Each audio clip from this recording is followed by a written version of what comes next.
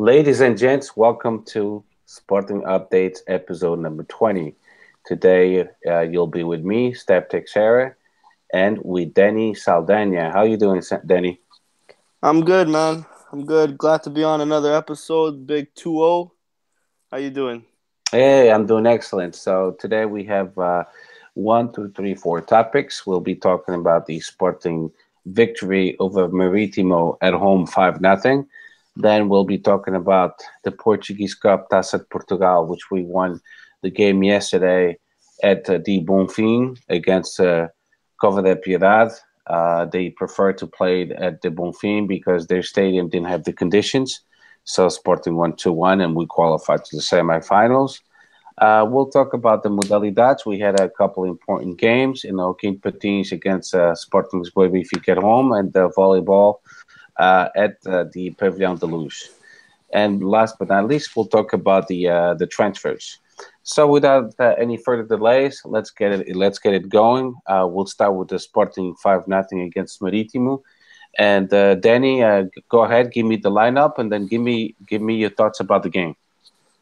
All right. So Sporting's 11 for against Maritimo was Rui Patricio and net, Stefan Ristovski, Sebastian El Patron Coates, and André Pinto at center back, Coentrão at left back.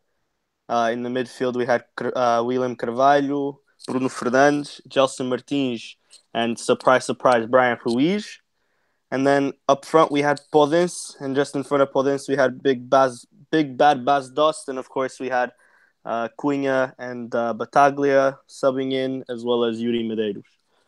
Um, Overall, it was after a really poor performance against Benfica, I think Sporting really needed to step up and really needed to show that to give the fans something to cheer about again, because we were really down after that performance. So the result wasn't that bad for us. And Sporting did just that. From minute 1 to minute 90, we really controlled the game. Maritimo really only had one chance in the first half, coming from a set piece of a header that went over. The only other chance they had after that I can remember was the one chance in the second half where I think they forced Patricio to make a save, but it wasn't that necessarily hard of a save. But yeah, for the most part, Sporting controlled the game. Sporting attacked well. Sporting won 5-0. It could have been a lot more. And they showed we showed our quality against a really good Maritimo team who's had a really good season and been strong defensively. It was kind of disappointing to see Maritimo play against us. They didn't really go to their best. They weren't really necessarily challenging us. Maritimo is one of the teams this year that we're all giving our praises like we give the praise to Riwav, who's also having a great season this year. We were all just expecting a bit more maybe from Maritimo, but Sporting made it possible that they didn't show their quality at all. They weren't up to the races at all, and that's credit to us more than anything. Our goal coming from Gelson Martins' cross to Bas Dost to make the 1-0. And then in the second half, we really stepped up and really started, finishing off chances. Bruno Fernandes with the great individual play with the perfect through ball to Brian Ruiz. Brian Ruiz bangs it in. Bruno Fernandes again with the assist to Bastos' third goal. The fourth goal coming off of a bullet from Bruno Fernandes. The goalie couldn't handle it. Bastos, all he had to do was tap it in, and then Marcos Acuna in the 91st minute with a beautiful little individual play blasted to the back of the net. It was a dominant performance, and I'm really happy with the boys. They stepped up. They showed their quality. Like I said in the beginning, coming from a really bad performance, not so much the result, but coming from a really bad performance against Benfica, this Maritimo result and Maritimo performance was exactly what we needed. What do you think, Steph? Uh, I'm gonna go along the same lines as you just stated. I think this response by the Sporting team was very needed because the performance against Sporting Lisboa Benfica was very negative. And we spoke about it the last podcast. We kind of blamed JJ on that one because of the tactic he chose to counterattack instead of going head to head against Benfica. We have a good enough team to have that kind of impact.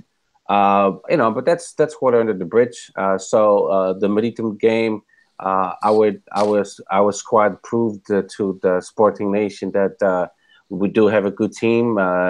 Maritimo is in fifth place, tied with Rio Ave with 27 points. So they're not a bad team at all whatsoever. Winning 5-0 against Maritimo, it's a really really good score against a good team. Indeed, they've lost the last three games, but nevertheless, they're still in fifth place, tied with Maritime 27. So I don't want people to think, oh, it's Maritime, it's a bullshit team. Nah, they're not a bullshit team. They're a pretty good team. They have a great coach. They have good players. We were just a better team against them at home. The game in the first half could have been different because at minute 18. We had Benitimo had a great chance to score by Diné. He just missed it with a header uh, uh, above the Rui Patricio's goal. So that was if they scored that goal, they would have been a totally different game. They would have dropped their lines, and we would have played against a team playing low block. So I'm glad he missed that goal. Like you said, at minute 21st, Bas Dost, he scored an excellent goal by Gelson. So by a pass by Gelson. Then in the second half, we totally dominated. We had a totally different attitude. We wanted to resolve the game. And then minute 50, Brian Ruiz, he scored an excellent goal, making it 2-0, making it more difficult for Merito. Merito never gave up in their game, in their tactics. They kept on playing the same way. They didn't drop their lines.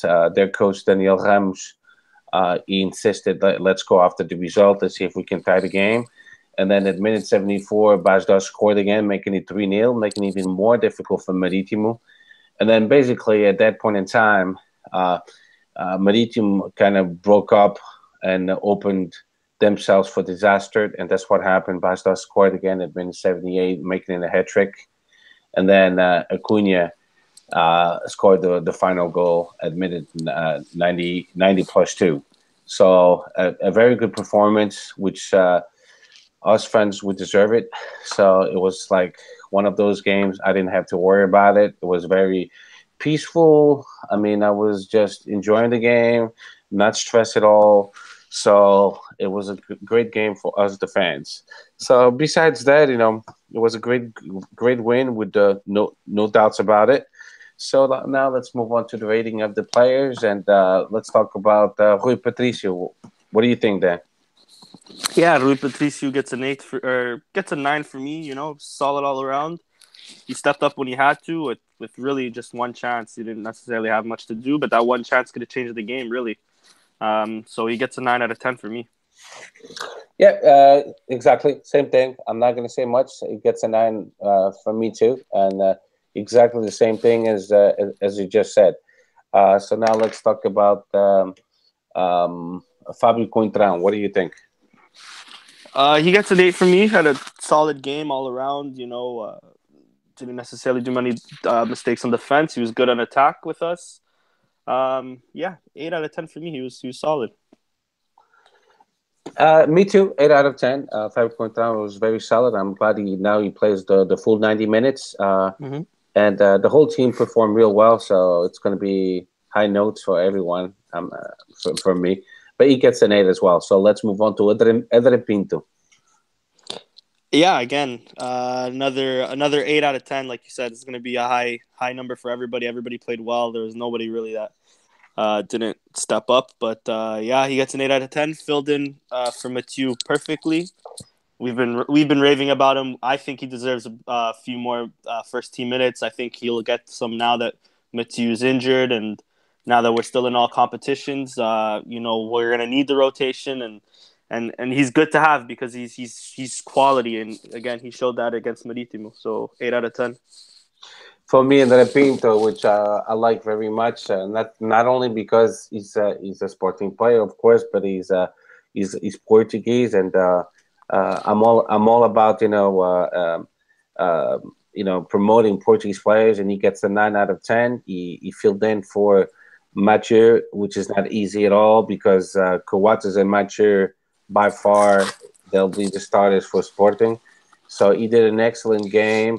He simplifies things. He doesn't complicate things. The difference between him and Mathieu is that Mathieu is better than him with headers, like in corner kicks and stuff like that, and direct kicks. And he has a different vision than Andre Pinto. But besides that, Andre Pinto, as far as being a center back playing defense, he's equally at the same level as Mathieu. He just lacks those three elements I just spoke about, but he gets a 9 out of 10. Very content with him.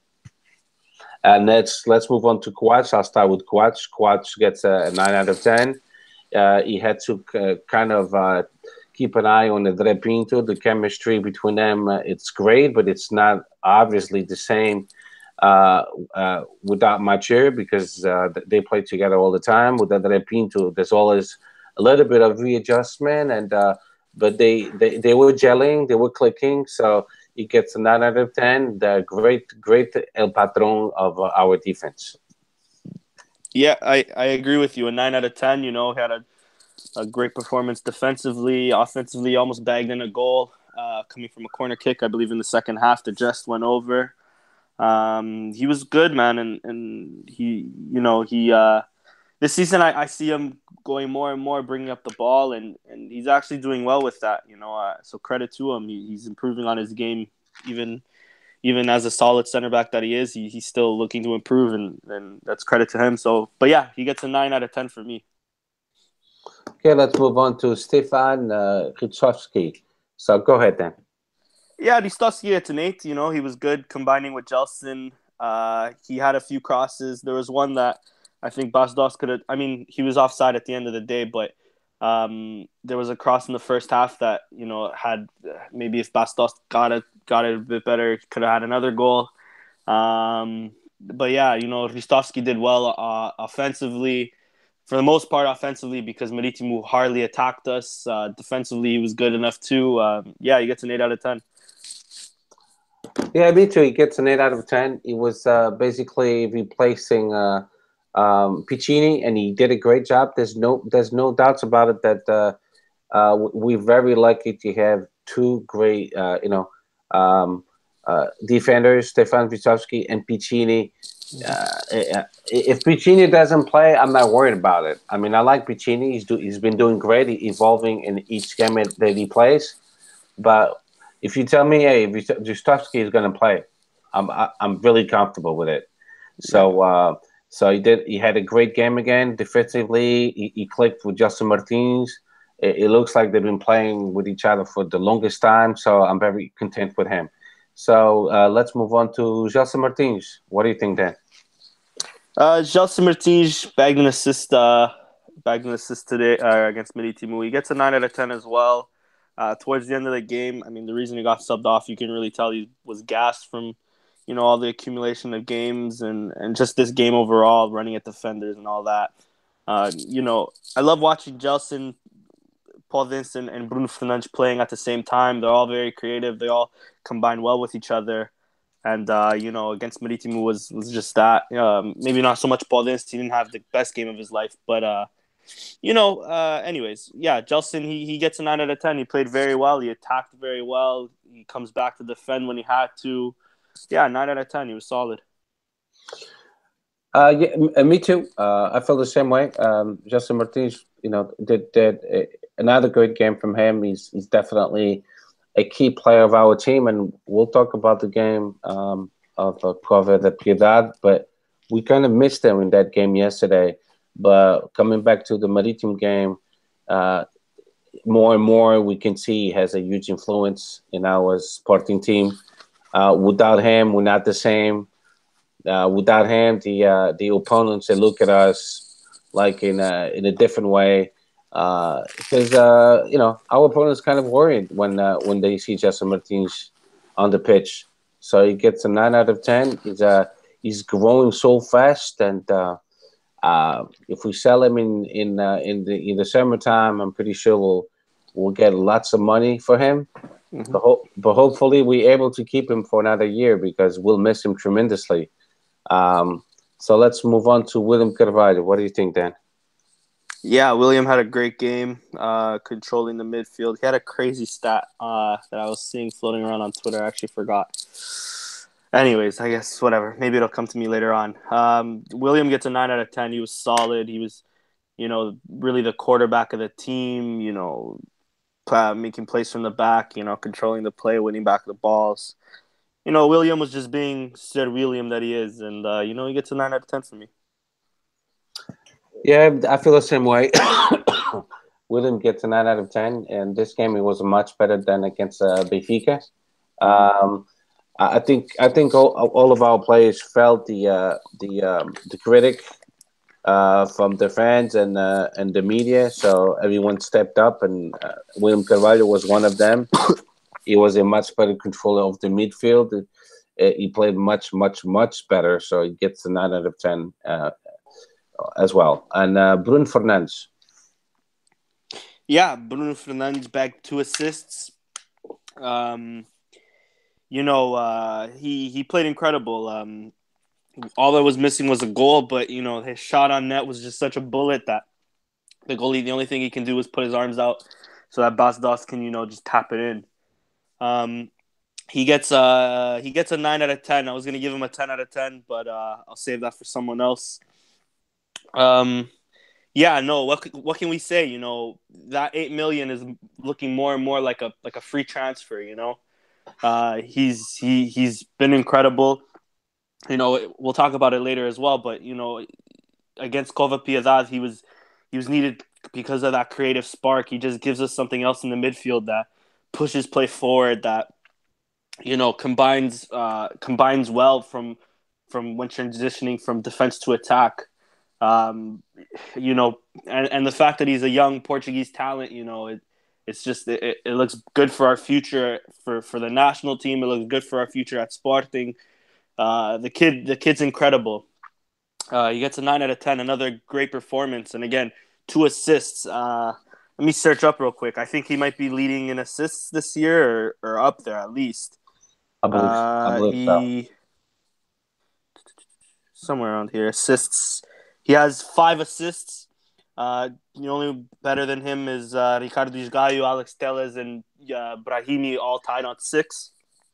And they have more appearances than they had more games played than minus Isgaio, but Brahimi and Telles have more games played than Bruno Fernandes, and just 1 less assist. So credit to Bruno Fernandes, he's been incredible for us. And yeah, against Marítimo, he gets a 9 out of 10. Okay, yeah. Me too. He gets a 9 out of 10.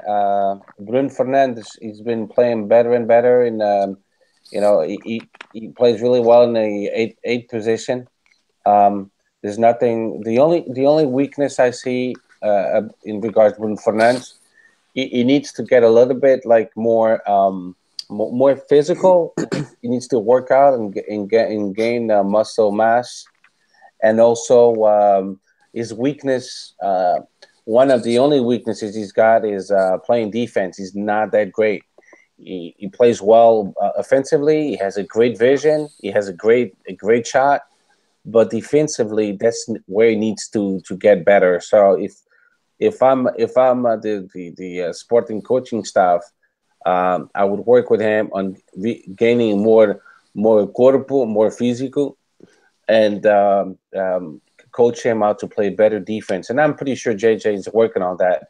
But besides that, then he'll be a more complete player, like a Modric from Real Madrid. He plays that position in a phenomenal way in both ways, offensively and defensively. So that's I would like to see him at that level. But he gets 9 out of 10.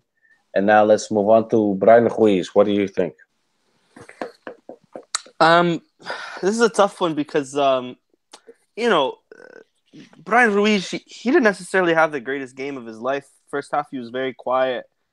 Not a lot of things going for him. Second half, kind of the same. I mean, I know he got that goal, and it was a great goal. Again, coming off of Bruno Fernandes' pass. But, Brian Ruiz had to still do a lot. He had to still, battle off a defender and still slot it past near post to the goalie.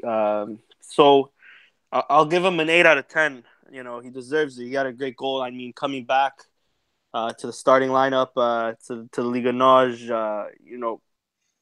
good on him. Credit to him.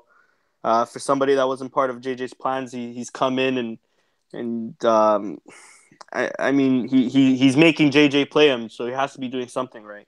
I wasn't all that impressed with him, at least throughout the entirety of the game. But a goal's a goal, so credit to him, and he gets an 8 out of 10 for me. Yeah, me too. He gets an 8 out of 10. Brian Ruiz basically was filling in some big shoes. He was playing in the place of Acuna. Not easy at all. Acuna's a younger player, more physical. He plays better defense. Mm-hmm. Brian Ruiz is still trying to regain rhythm. But like you said, a so-so game by him. He got the second goal for Sporting, which gave us some peace. So he gets an 8 out of 10 as well. But I don't think he'll be staying with us, to tell the truth. I don't think so either. After yesterday's performance against Cover de Piedad, Yeah. I mean, we'll talk about it. Yeah. Now we have two players left. We have Podens. What do you think about Podens? Podens didn't have the best game of his life. Probably the worst game this season, at least in my opinion. He didn't have many highlights. He didn't have much things that he did that went super right. I think that was more on Marítimo defending him very well, being very tight on him, being very physical on him. He gets a 7 out of 10 for me. I think he was probably the worst performing player, but he still played good enough that there's not too much to complain about.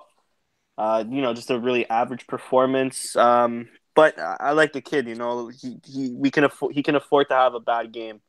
But yeah, he gets a 7 out of 10 for me. Yeah, I think by far Podens was the worst player on the pitch for Sporting. He gets a 7-2 from me.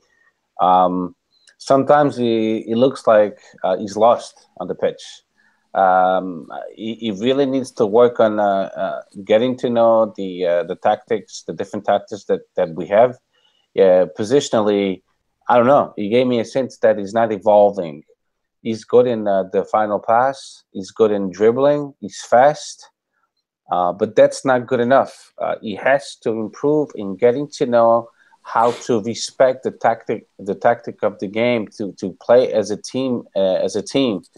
And so far, he's a little bit. I'm concerned. It's like, why is he taking so long to understand that? I mean, you have to play offensively and defensively, and what's your space. And I don't know. I saw him lost at times. Like, what the hell is he doing?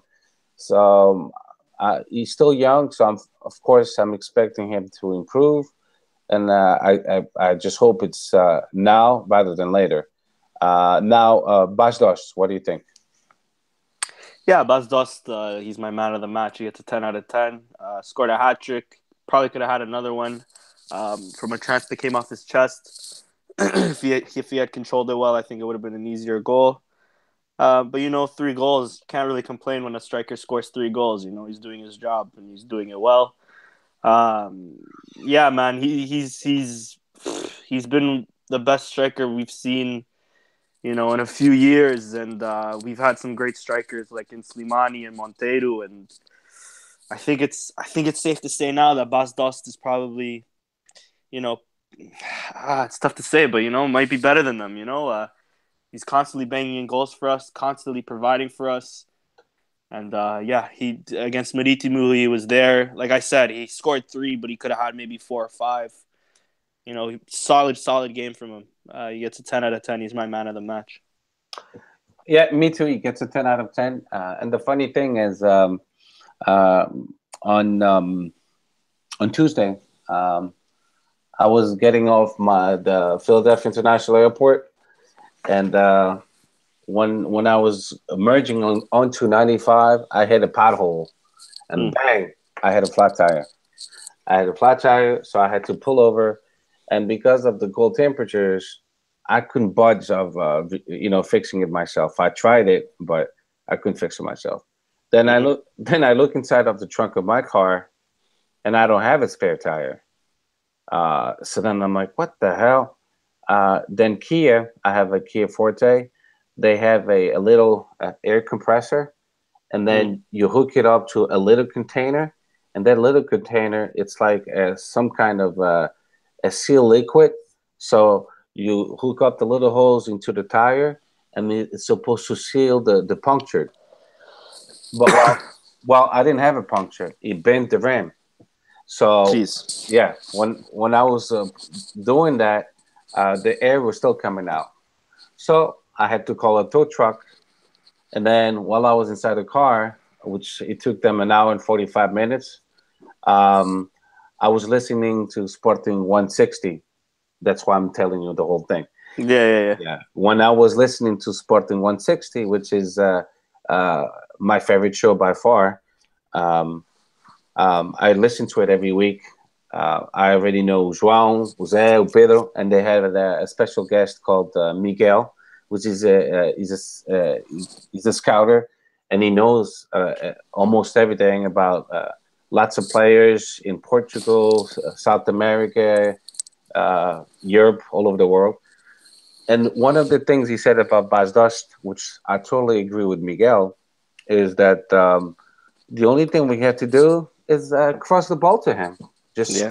cross the ball to him, and he'll score the goals. This guy reminds us, and Miguel is the one who said it. He reminds us of Jardel. Yeah. Yeah. So the That's a only great comparison. yeah the only thing we have to do is cross the balls to him, and he will score. That's why against people said, oh, against Benfica he didn't do much. How many balls did we cross to him? Not, Yeah. You have to feed him. If you don't feed yeah. him, he's not gonna finish it.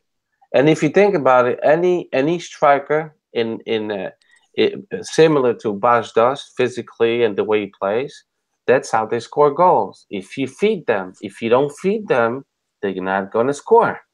Yeah. So, but I thought it was funny, and that's why I mentioned the whole thing. He gets a 10 out of 10. Bas Dost was the man of the match for me, and but Sporting 160, I listen to them all the time because they give me some great insights, and I just respect their opinion so much. And if you don't listen to it, you should, because they're just amazing. They spot on all the time.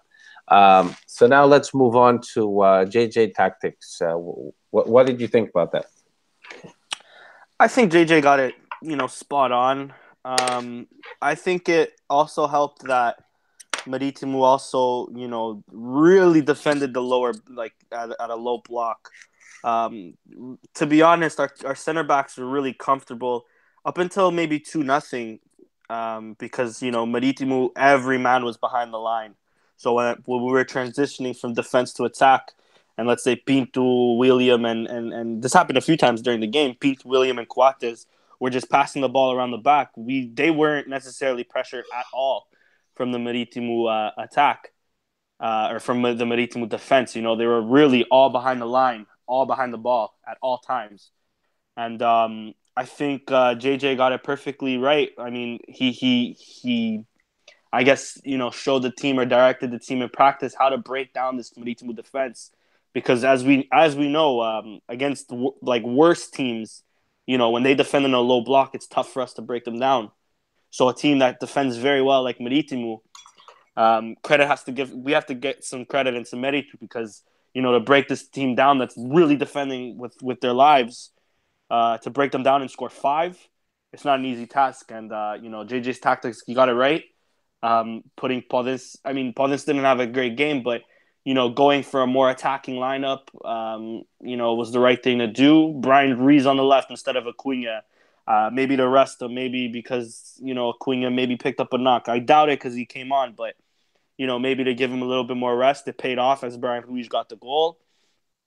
Um, you know, Pinto and Christovsky, they came in like, you know, without any big complaints. He came in seamlessly. So, Judge Zeus gets a 10 out of 10 for me. He also needed to he also needed to prove that, not to prove. We all know he's a great manager. It's just that he has to make up for the Benfica game. I don't think he had the team off to the races like they should have been. Like they should have been prepared, but he came back, and he the next game, and he showed style, and how we beat down and how we broke down Marítimo. So JJ's tactics gets a 10 out of 10. Yeah, I'm not going to say much more. I'm just going to piggyback from everything that you said. The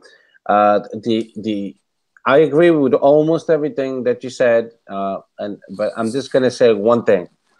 I'll be convinced when we play well against a big team. So far against Porto, we played in a miserable way. Against Benfica, when we should have choked them, we didn't. And basically against Benfica, I feel like we gave them a oxygen balloon, a balloon of oxygen, because now they feel like rejuvenated. Like, Mm. oh, we played well against Sporting, so we are a good team. So let's prove it to everyone in the second half of the championship.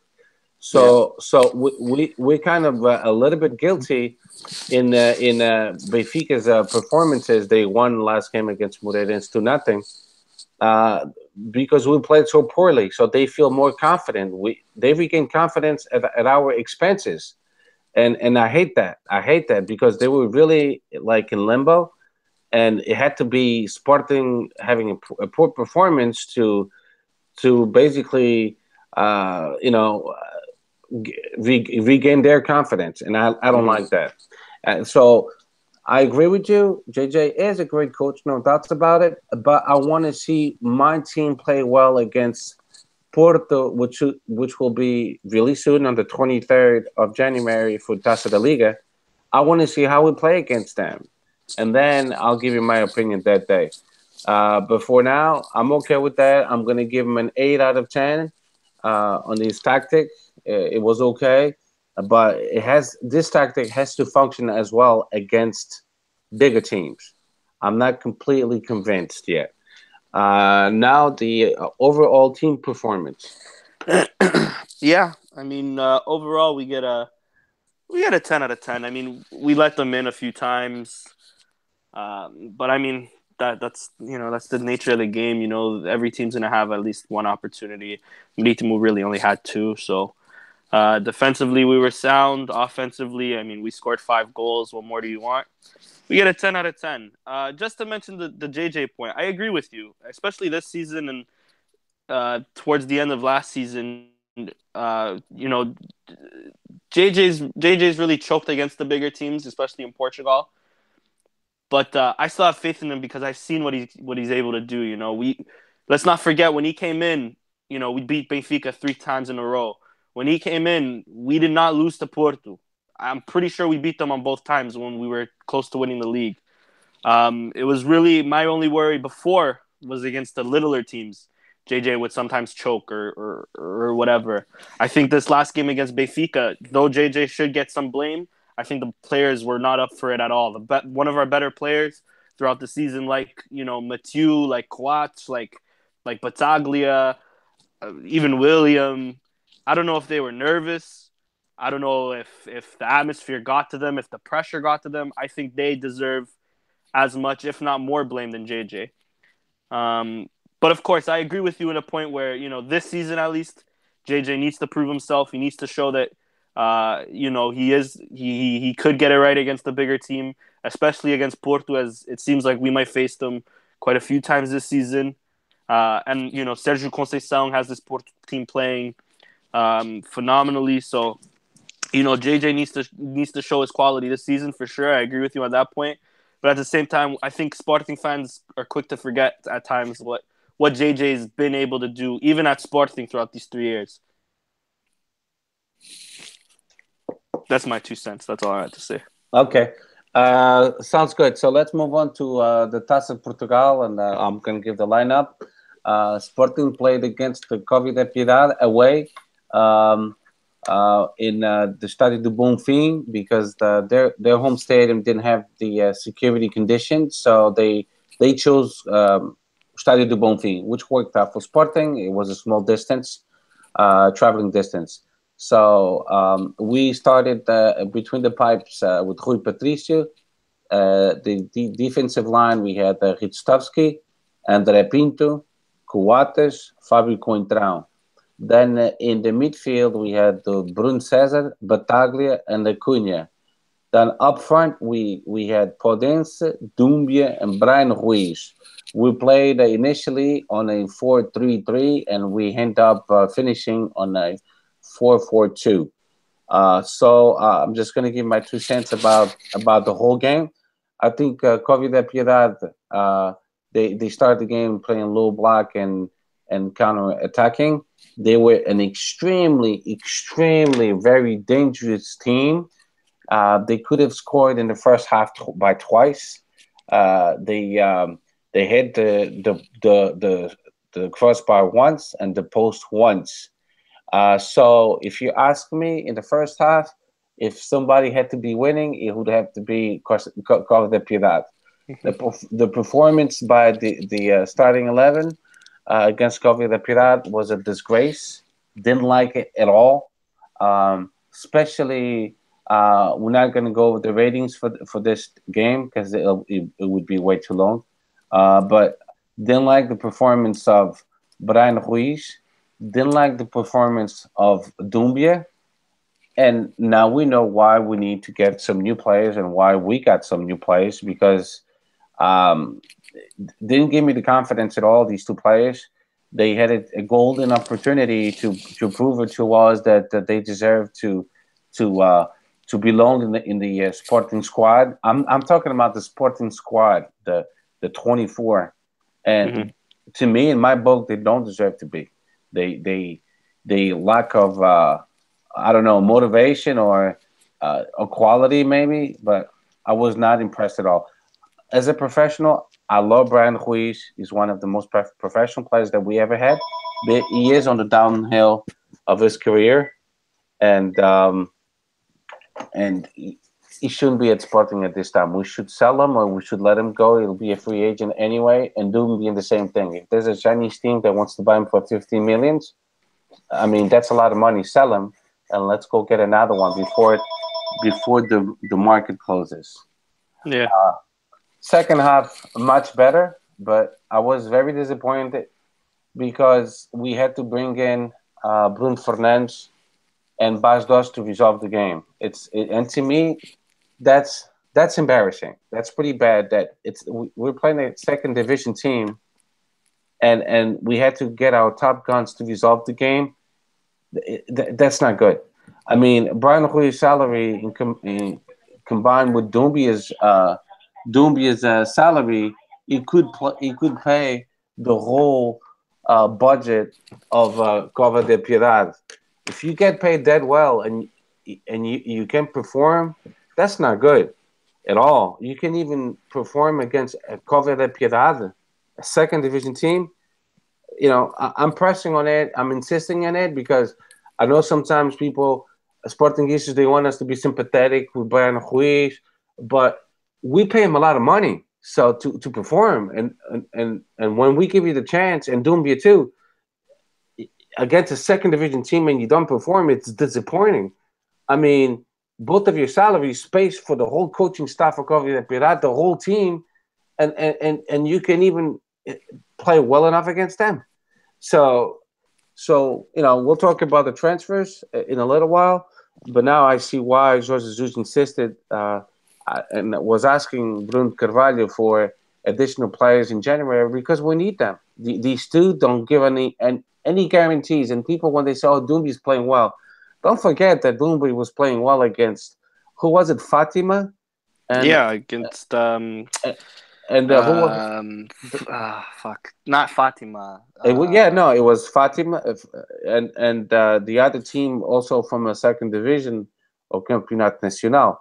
So he wasn't playing against tough teams; it was easy teams.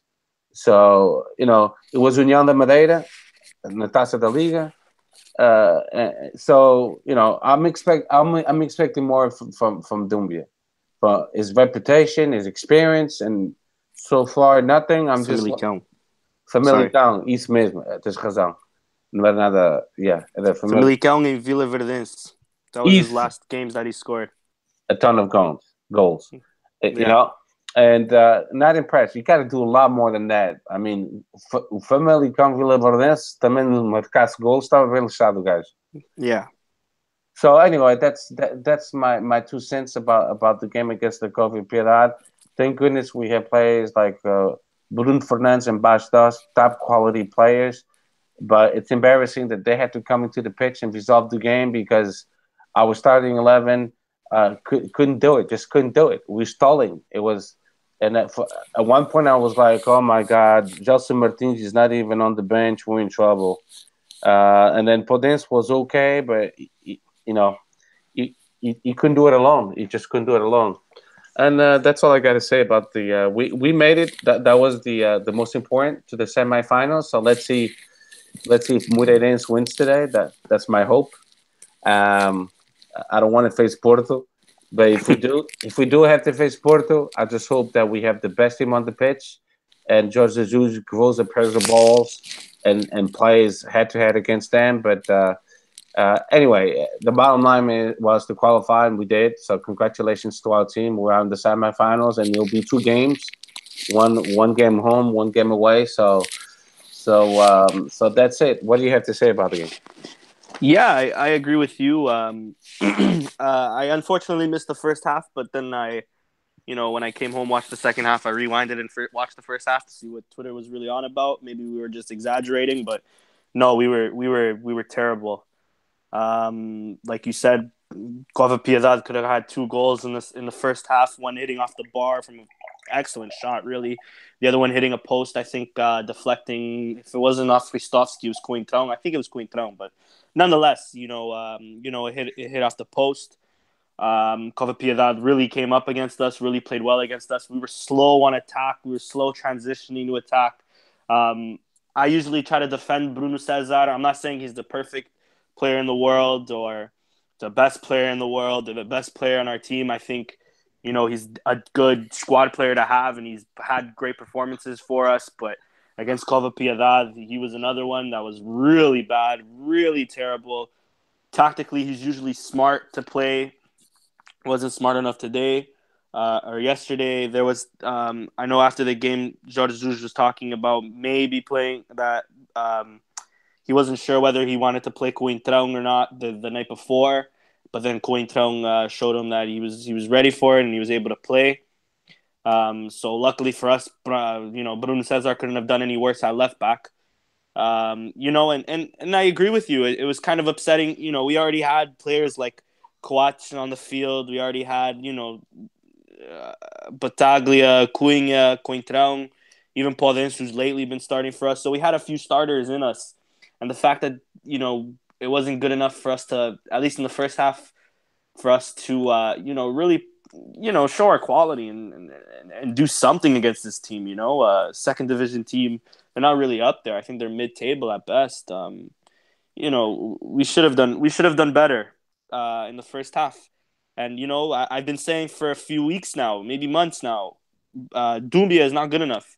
I don't care. He scored a few goals against the littlest teams, and he scored, he had one hell of a performance against Olympiacos. After that, he's done nothing.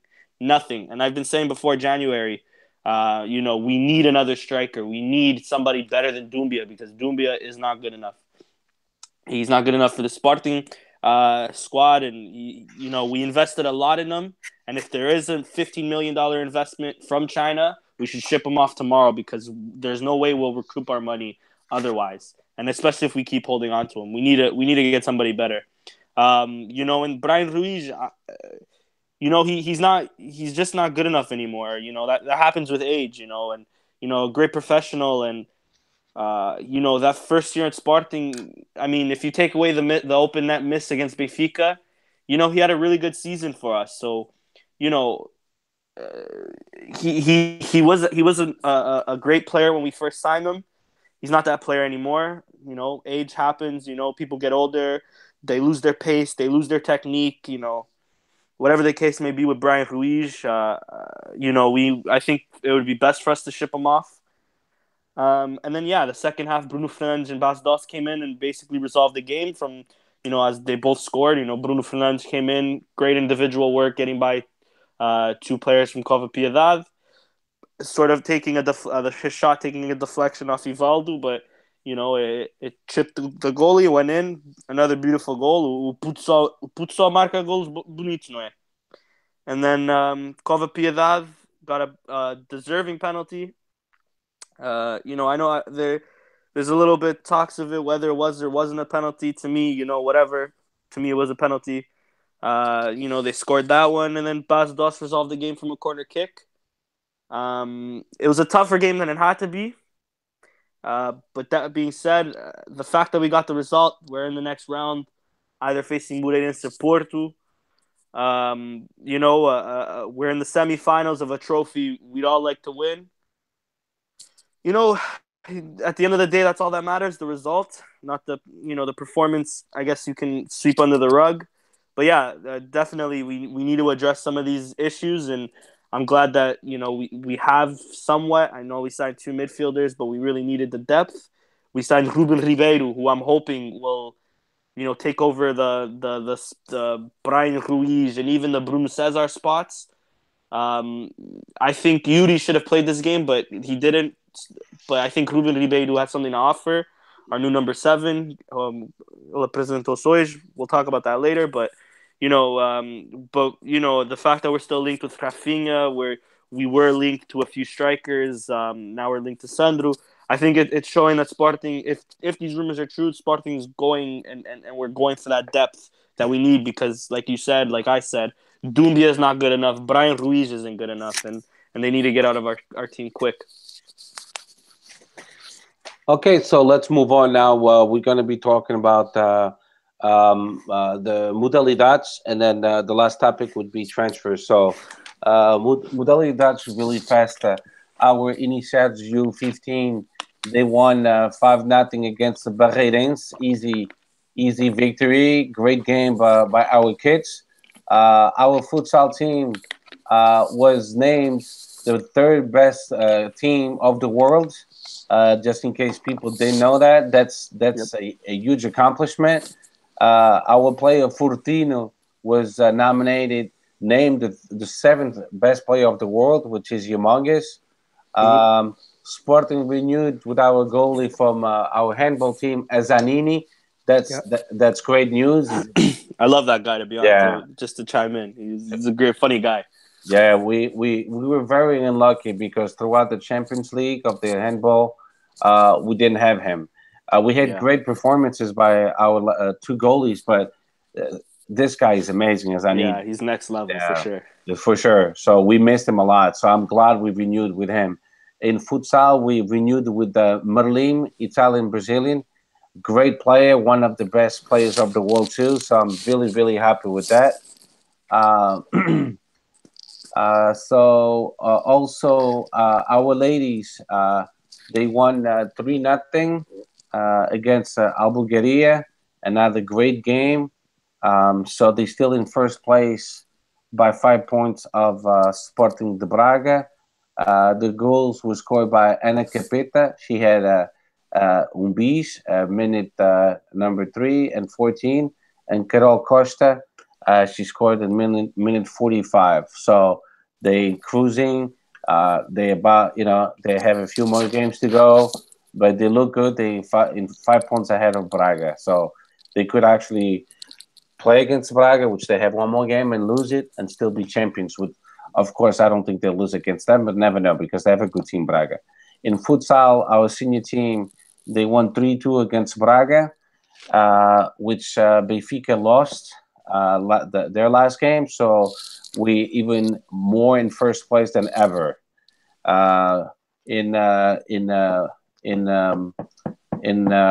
race, João Vieira, he won the championship of Marcha of 35 kilometers. So congratulations in the nation of the World Cup. So congratulations to João Vieira. Juvenis, we won 4-0. In volleyball, at Stade de Luz, at Pavilion de Luz, we were losing 2-0 by 2 sets, and we about to be eliminated by losing the game, and we came back from 2 sets down and we won 3-2. So that's humongous. So now we're in first place. In goal ball, we're in the quarterfinals of the Taça Portugal. In juniors, U19, we lost 2-0. But that's not a big deal because this is not the final phase yet. So not a big deal. And last but not least, we had our B team. We tied against Sporting Braga B team as well. And then last but not least, another great game on the Joaquim Patins. We tied 3-3 against Benfica. We could have won that game. We were winning 3-2, but we tied, which in my eyes, it's not a bad result at all. People have to remember that Joaquim Patins just came back a couple years ago, and we're doing much better. We're fighting for the title, which is great. So now let's talk about the transfers. But before we talk about the transfers, I'd love to talk about the rotation that JJ did. Do you think it was necessary? Yeah, absolutely. We have games, fast and fury in January. I mean, this is what our like third or fourth game already. Mm-hmm. And we're just January 11th, or at the time January 10th, 10 games into the new year, and you already have that many games played. Tá forte e feio, and we need the rotation.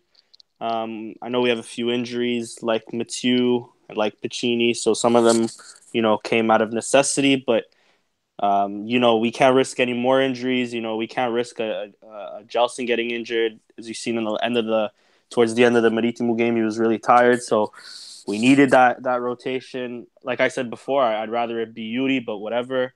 William needs to be rested. Our key players need to be rested, and I would have thought even Coates would have been rested, but he wasn't, or Coentrão. But it's fine. I think the rotation is necessary, and with January and our transfers that we're going to talk about, they're necessary too to make sure that we can keep up and fight in all competitions.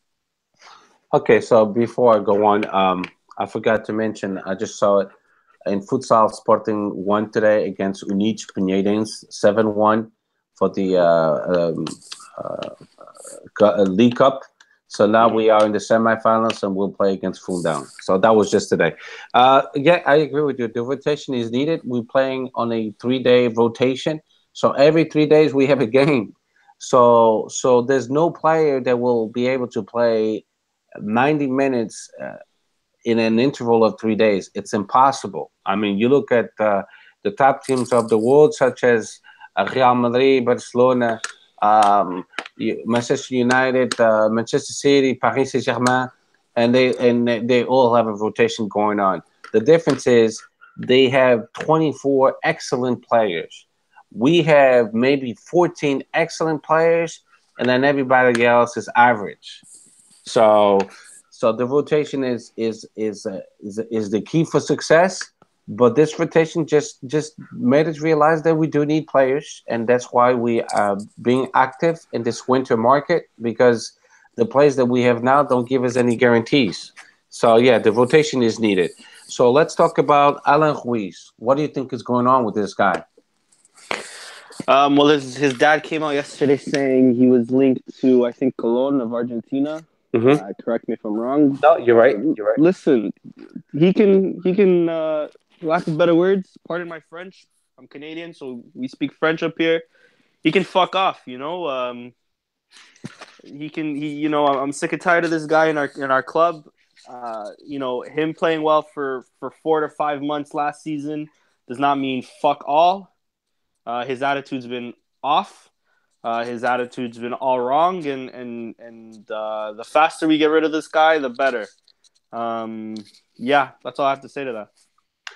Yeah, I feel the same way about you. The only thing is, it's a very sensitive, touchy subject, because when the player is acting the way he's acting, Sporting can just do everything he wants, because then next week he'll be another player. You know what I mean? So Sporting SAD is doing what they're supposed to do by the law, by the rules and regulations of the club. And they have to stick to that, because the minute they make exceptions for this guy, then the next guy that starts acting up, they'll have to make the same exceptions. So I do understand why Sporting does it so much carefully and in detail, and if they follow the rules and the regulations of Sporting Club Portugal, because it has to be that way. Because it's not only one player we're dealing with. We're dealing with 50 or 60 players. I'm counting the B team as well, of course. Yeah. So you have to lead by example. So you have to follow. If the whole thing, it's because of the Villa Verdense game when you threw the jacket on the floor. So you disrespected the symbol of the club. That's how they looked at it. So if Cologne is willing to pay his salary and we can loan him and they pay the salary, I don't see why not. We couldn't let him go. If they want to pay for the totality of his pass, yes, sell him. I agree with you, but in the meantime, we're doing what we're supposed to. He's practicing alone with a sporting coach because that's required, and he's not involved in the A squad whatsoever. Because at this point in time, he's very disappointing. Like, instead of watching his teammates play, he's playing PlayStation at home. Are you kidding me? Yeah.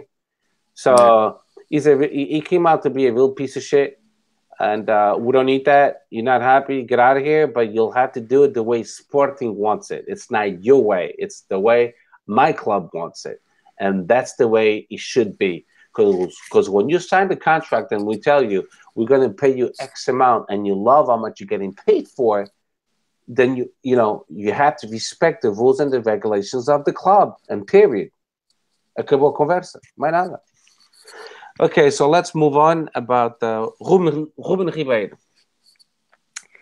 Yeah, Ruben Ribeiro, he takes the number 7 shirt, the cursed shirt. I hope he lifts our curse. Listen, we had our reservations with him coming in. I still have some reservations. I don't think, it's not a long-term deal to say that, at least, so I don't think he's going to be a long-term player for us. The investment wasn't so much that, we have any big quarrels about it. So hopefully, he can be a push, and he can really lead us this season, at least help us win the league, help us win, Taça Portugal, maybe Europa League, help us win. That's all I ask. And then, I have a little faith in him. I think he's good enough. He was, Rio Ave's main man. He was their focal point of their attack, along with other guys, but it was mainly him pushing the game forward. And I think hopefully he can do the same for us. Whether that's off the bench, whether that's playing in Taça de Liga games, or Taça, I don't know if he can play in Taça Portugal because he played for Rio Ave, but playing Europa League, give us something else off the bench, give us something else that's not Brian Ruiz. I mean, Ruben Ribeiro, he's 30 years old, but he's still 3 years younger than Brian Ruiz. He could still be in the prime of his career. Most players only really take off towards 28 to 32. So. Give us that prime that we want in him. Help us along the way. I don't think he's coming to be a starter. I think he understands that he's coming to be an option off the bench, and I hope he's a good one. I hope he doesn't turn out to be like a Heldon, like a few other players that we bought from littler teams, from the smaller teams, quote unquote, that weren't really ready or weren't good enough to make that big jump. I hope Ruben Ribeiro's the other way. I hope he really gives us something to cheer about, and gives us that quality that we've seen in him in Rio Ave. Yeah, well, I feel the same way. Ruben Ribeiro, basically, to me, what I like about Ruben Ribeiro is that he's a complete player as far as experience. He knows Liga Nos quite well. He has played on all the stadiums in Portugal, so that's a great advantage. He doesn't have a period of to adapt. He's already adapt. So the only thing he needs to do now is get to know his teammates. Even then, he knows them because he has played against them. So he kind of knows them. So he has to learn the coaching ways of Jorge Jesus. See what Jorge Jesus wants from him. From what I understand, he wants to adapt him to play next to Bas Dost, which I think it would be an awesome idea. I think defensively, he's actually better than Bruno Fernandes. So that would be keeping the pressure on top before they get out of their midfield of our opponents. That would be great. So I'm excited about this contratação. I think it's a positive one. Sporting was actually very careful with the contract. It's only for 2 years and a half. They took into account that he's 30 years old. Uh, Ruben Ribeiro could have gone to Football Club Porto. Apparently, he's a fan of Football Club Porto, but he's a smart individual. He liked the the plan that Sporting has for him better. It might have been also more money, of course, no doubts about that.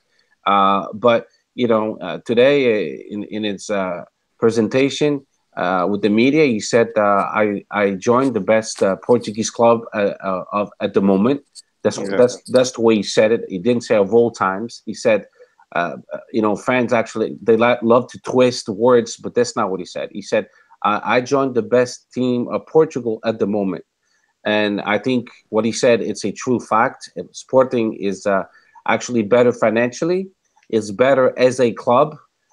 When I say as a club, the other modalidades, we're doing much better than Benfica and Porto. So yeah, to me, he made the right choice. I like him. I think he's really thirsty. He's motivated. He wants to be champion. He wants to win titles with Sporting. He said the championship is important for Sporting, but we are involved in all competitions, and I'm excited about that. So to me, a statement like that, it makes me believe that this guy really wants to prove to everyone that he's a great player. He wants to win things for Sporting, and that's awesome. So let's move on to the next name, which is Marcelo. Today, I'll start off with Marcelo, and I won't take too long. I heard Marcelo, after the Rio Ave was actually eliminated from Taça Portugal by Desportividade in penalty kicks, that he's ready to come to Sporting now. There's some they Sporting Rio Ave, they talking about it, and I think they're willing to release him now in January. So that's great because apparently there's a deal with Sporting and Marcelo to start in July, and that's a definite deal. But it looks like he might come to Sporting in January. What do you think? Yeah, if he comes in January, that's only good news for us. We'd have, I think, 4 solid center backs now. I think we can trust in our rotation a lot more. Even as we've seen against Cova Piedade, JJ wasn't willing to risk playing Tobias Figueiredo. Mm-hmm. And I think with Marcelo on our team, JJ would be willing to make that risk. I think I've always rated Marcelo. I think he's a great center back, and if we can sign him, that's only good news for us, really. So Tobias will be on his way out. That's how you see it. Yeah. Okay. Yeah, me too. I see it the same way. Okay, let's move on to Misic. What do you think about the Croatian player, Misic? I'm gonna be honest. I haven't seen much clips of him. I haven't seen him play ever. I haven't, prior to us signing him, I haven't heard of him before. I understand that he can play the number 6 and the number 8, which is a good quality to have, something that we need. I know that Jorge Jesus said, I think after the Marítimo game, if I'm not mistaken, or maybe before the Marítimo game, that Sporting scouting department, we were looking at him for if William was to leave. That was one of the names that we wanted to replace William with. William being a big player for us. If you're thinking about replacing William with Misic, he has to be a great player. He has to be a smart, tactically aware player, similar to William. I'm looking forward to seeing him play, seeing what he can give to the Sporting team. And but yeah, I can't lie. I don't know too much about him. Okay, so I do know a little bit about him because of Miguel from Sporting 160. Like I said, he's a scouter, so he does that for a living. And then basically, I knew he played for the national team of Croatia and Rijeka. And Miguel said he's a good player, better than Petrovic 20 times. And I believe that Petrovic will be leaving since now we got Misic. We don't need Petrovic at all. And he said that he plays the position 6 well. He has a great vision, not a very skillful player. but he can do the job. So I'm excited about a player like that. If he's three quarters like William Carvalho, I'll be happy. Hmm. Apparently, he is faster than William Carvalho, but William Carvalho has a better vision and a better final pass. So that's the only thing. So I'm excited about this guy too. Wendell, what do you think about Wendell? Yeah, Wendell or Vendel or whatever. I've heard of him before. I've seen clips of him. I even seen him play. I'm very into South American football, like in Argentina and Brazil, and I've seen him play for Fluminense. He's a good player. He's a good young player. I'm excited to see him play for us. You know, the likes of PSG were after him, so it's just indication of how good he can be and how good he is at the moment and what his ceiling can be. I think he could be a big player for us throughout next season, maybe even this season. Given that we need some rotation, hopefully he integrates the squad as soon as possible and he starts playing quickly and he shows the quality that we heard of him that he can do and that I know or I think he can provide. I think he can be a big player for us throughout the years. He's only 20 years old, so he's a very young player.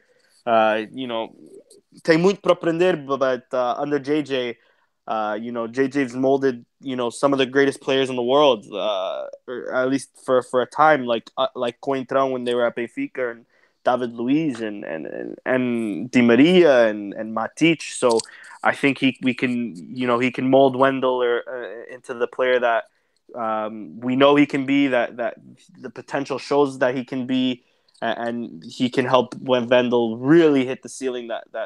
Really hit. Sky's the limit for Wendell. So I'm excited for him. It was a big signing for us and a signing in the midfield that we definitely needed to rival Bruno Fernandes and maybe when Francisco Geraldes comes back to rival him as well.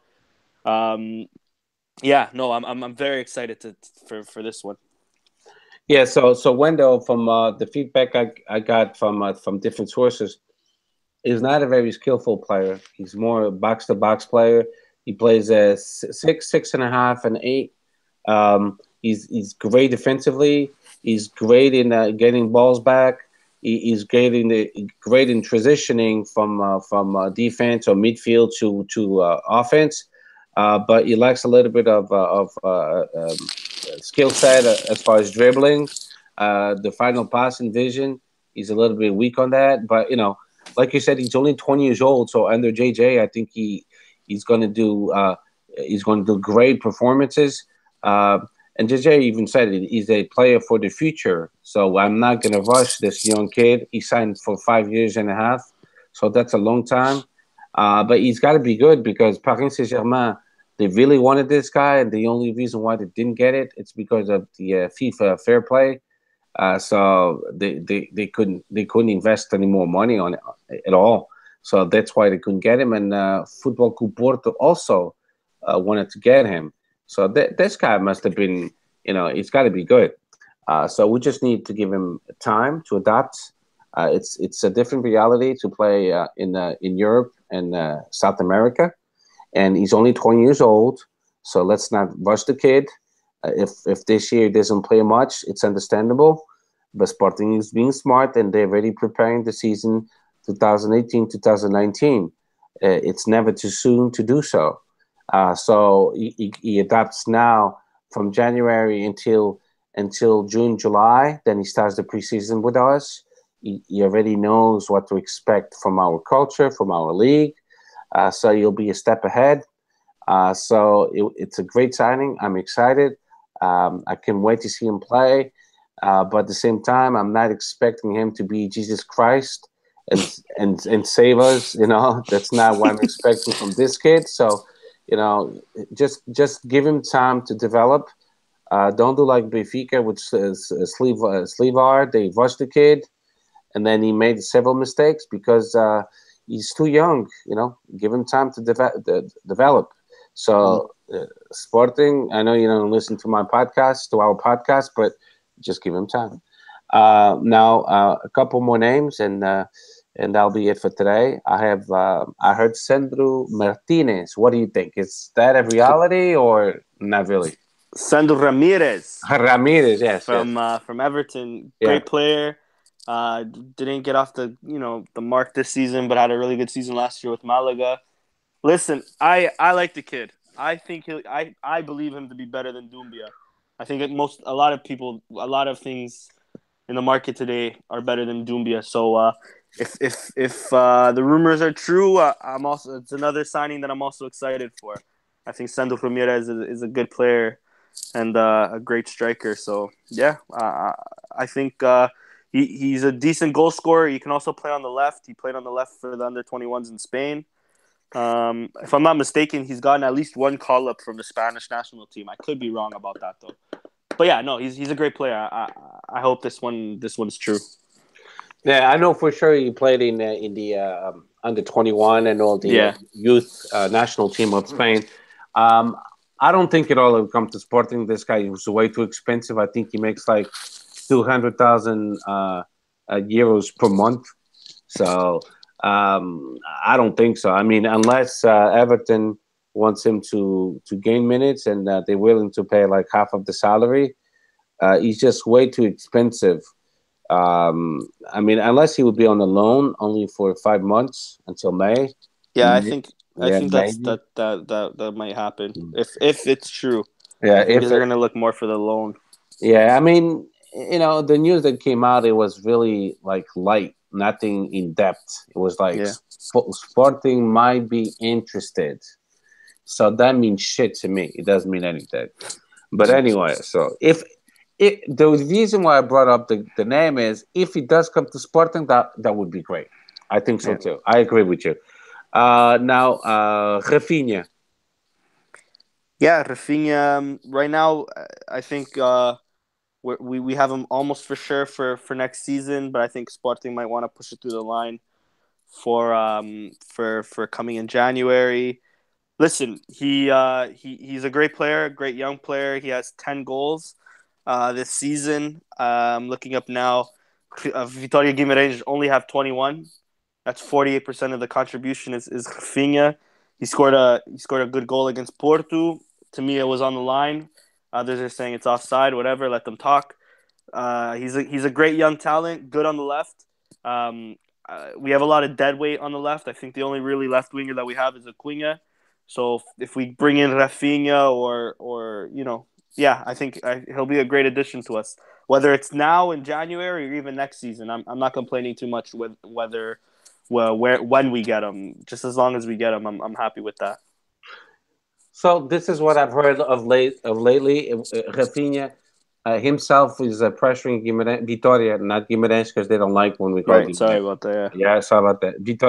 He's pressuring Vitória to release him now. He's excited. He's motivated. He wants to play for Sporting now because he knows if he joins now, he could win some titles. I mean, we're still in the Taça de Portugal. We made the semifinals. Now we have to we'll play two games. We in the Taça da Liga. We are in the Liga Europa, and then we're in the hunt for the title Liga Nos. So this guy wants to come now. So from what I've heard, besides him to pressuring Vitória, Sporting is trying to strike a deal with Guimarães and giving the 100% Eldon, because Eldon is still a Sporting player, to Guimarães.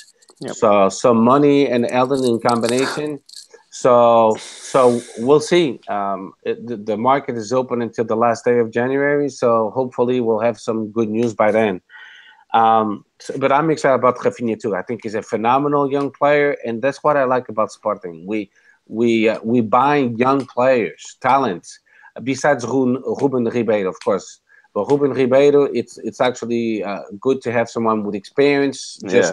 just to fit in in the rotation and to play now because we need players now too.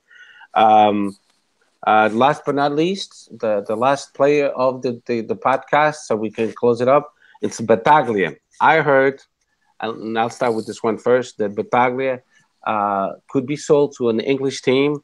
Two English teams made offers, WBA and West Ham.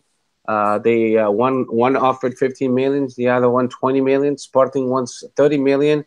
They're willing to negotiate at 25 million, depending on the details of the contract. How much percentage would they keep, and all that. What do you think? Should we sell Bataglia? Should we keep him? What's your magic number? If you were Sporting Sad, how would you let him go for how much money? I think Sporting Sad, the figures, they sound good to me. 25 to 30 million for a player we just bought. I rate Bataglia highly. I said it many times, I think he was one of the more important signings of our summer. He's played phenomenal games. He's only really had one bad game, and that was when the whole team played bad against Benfica. I hope we don't sell him for the fact that I want to win titles more than I can care less about whether Sporting sell a player for 50, 70, 80 mil.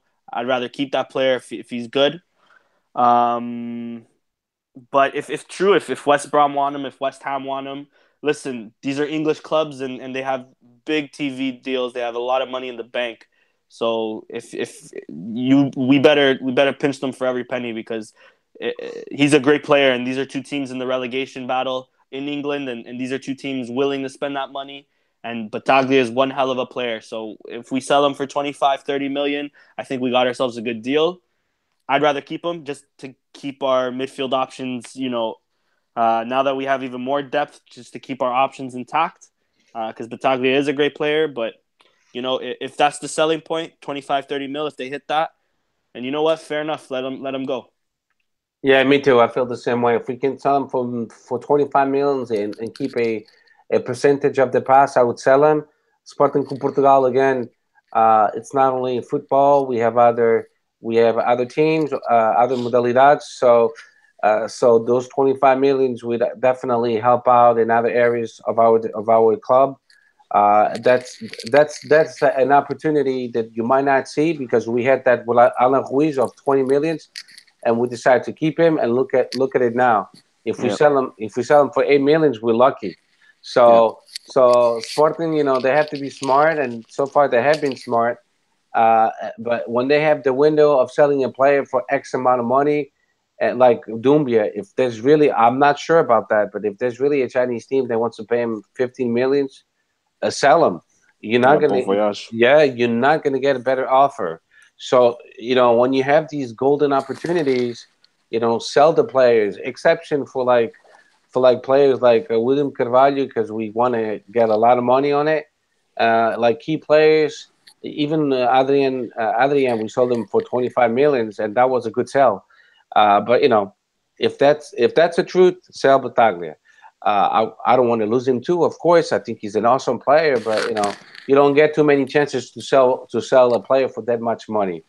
And now the very last thing we'll talk about today, it's the upcoming game, which will be Sporting at home against Ops, which will be Sunday, the 14th of January at 8:15 in Portugal, 8:15 p.m., which will be 3:15 p.m. our time in the United States and Canada.